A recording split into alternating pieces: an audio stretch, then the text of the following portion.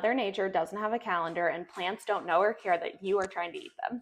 The biggest example I see of this here in Central Texas are brassicas. People usually plant them too early, then they bolt, and then you don't actually get that like delicious head of broccoli that you've been craving.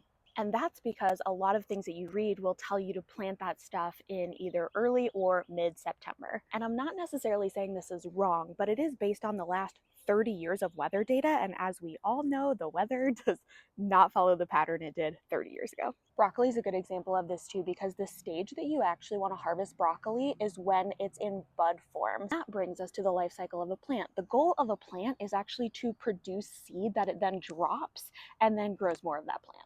In the case of something like broccoli, we're trying to catch it in that like super perfect moment, but that means we can't stress it out with super hot temperatures. The ideal temperature for broccoli is not over 85 degrees, and you're probably looking at your weather app, especially if you're in the South, thinking to yourself, Brooke, we're still hitting 90 every day. What are you talking about? I actually don't like prolonged temperatures over 85 degrees.